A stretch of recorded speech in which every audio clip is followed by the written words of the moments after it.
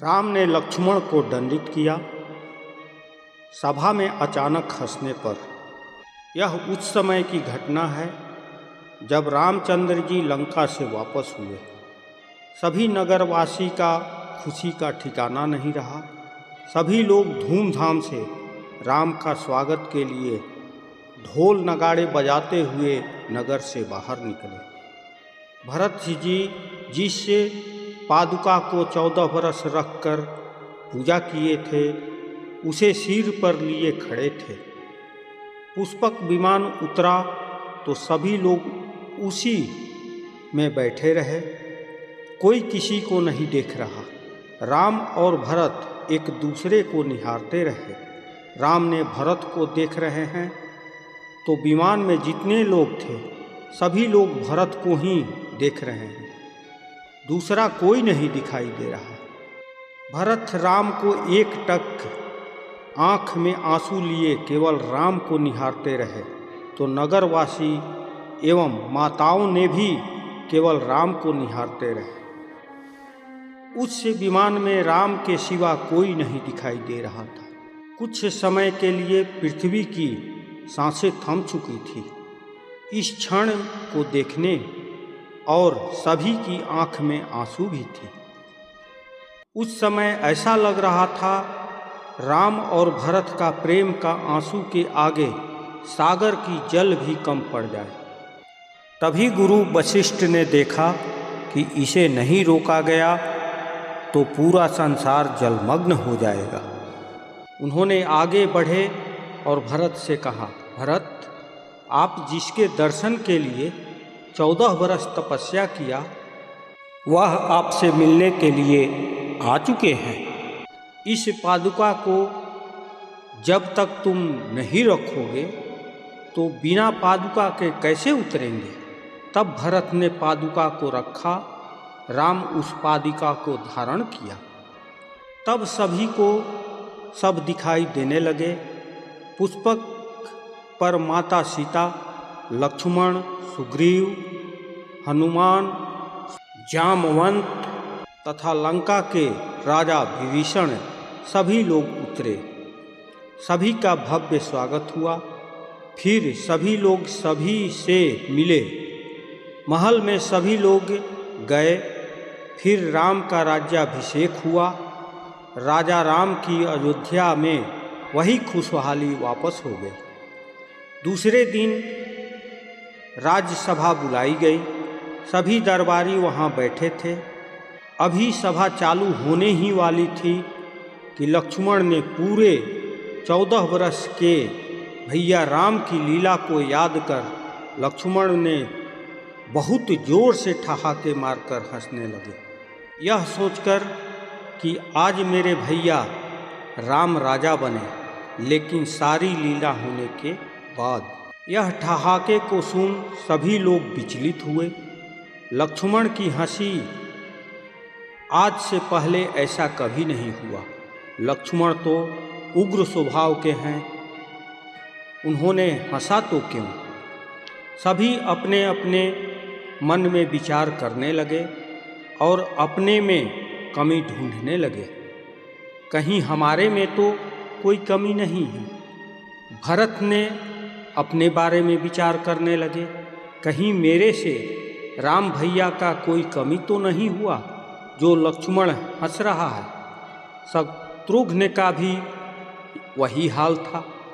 सुग्रीव अपने बारे में विचार कर रहे हैं, कहीं मैं वानर जाति का राम के राज्य में सिंहासन पर बैठा हूँ इसलिए लक्ष्मण ने तो नहीं हंसे। जामवंत भी इसी प्रकार से विचार कर रहे हैं, मैं इस सभा का योग्य नहीं जो लक्ष्मण हंस रहे हैं। हनुमान का विचार आया कि मेरा मुंह टेढ़ा है और मैं इस सभा के योग्य नहीं, इसलिए भैया लक्ष्मण हंसे। विभीषण जी उसी प्रकार कि मैं राक्षस जाति का हूँ, मैं राम के सभा में बैठा हूँ, इसलिए लक्ष्मण ने हंसे। सभा में जितने लोग बैठे थे सभी अपने ऊपर कमियां ढूंढने लगे। यहाँ तक कि माताओं ने भी तथा माता जानकी भी। तब राम ने भाप लिया कि ये तो बहुत विचित्र स्थिति बन रही है। राम ने शीघ्र स्थिति को सामान्य करने के लिए बोले, लक्ष्मण, तुमने किस कारण सभा में हंसा? तुम्हें इसके बारे में स्पष्टता करना होगा, नहीं तो तुम्हें बहुत बड़ा दंड हो सकता है। तब लक्ष्मण ने स्थिति को समझा कि यह तो मुझसे बड़ी भूल हो चुकी है, जो मैं अपने मन में विचार कर हंस दिया है। राम ने आदेश दिया, तुम कटघरे में खड़ा होकर स्पष्टीकरण करो। लक्ष्मण ने कटघरे में खड़े हुए। उन्होंने बात को बदलकर अपने ऊपर दोष को लिए और बोले, भैया, मैंने बहुत बड़ी भूल कर दी है। मैंने जो भी 14 वर्ष आपके साथ बिना विश्राम किए आपका सेवा करता रहा, वो आज समाप्त हो गया। उन्होंने बात को बदल दिया। मेरे विचार में यही आया कि मैं 14 वर्ष भैया के साथ रहा बिन विश्राम किए। अब भैया को राज तिलक हो गया, राजसभा भी चालू हो गया। मुझे भैया विश्राम के लिए भी नहीं बोले कि लक्ष्मण तुम विश्राम करो। इसी पर मुझे हंसी आ गया। भैया, मैंने बहुत बड़ा भूल किया है। आप मुझे जो भी दंड देंगे उसे भुगतने के लिए तैयार हूँ। राम समझ गए कि ये तो मेरा दोष है। मैं लक्ष्मण को विश्राम के लिए नहीं भेजा। उन्होंने शीघ्र आदेश दिया कि लक्ष्मण, तुम्हारा दंड यह है कि तुम शीघ्र विश्राम के लिए जाओ और तुम राजसभा में तब तक नहीं आओगे जब तक हम तुझे न बुलाएं। लक्ष्मण अपने महल में विश्राम के लिए चल दिए और विश्राम कर रहे थे कि उर्मिला वही पानी लेकर पहुंची जो बन जाने से पहले लक्ष्मण ने मांगा था। लक्ष्मण ने सुना था कि भैया वन के लिए जा रहे हैं, तो बिना पानी पिए राम के साथ वन को चल दिए थे। उर्मिला ने कही, स्वामी, पानी पी लीजिए। मुझसे पानी मांगकर आप चले गए। मैं तब से आपका इंतज़ार कर रही हूँ। कब आप आएंगे और मेरे पानी को पिएंगे? लक्ष्मण ने कहा, मैं दंड में विश्राम कर रहा हूँ। मुझे भैया ने राजसभा से निकाल दिया है।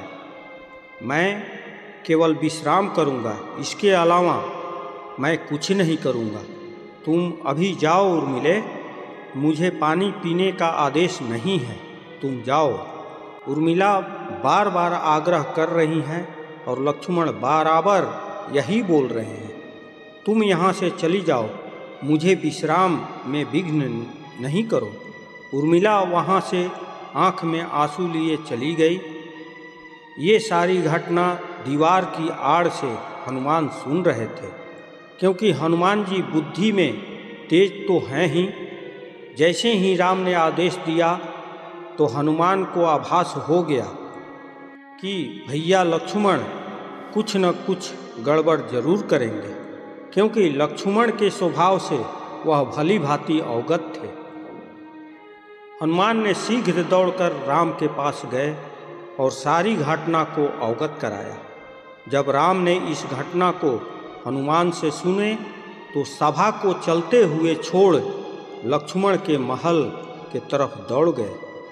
जैसे ही राम लक्ष्मण के महल में गए तो लक्ष्मण को आभास हुआ कि फिर उर्मिला आ गई है।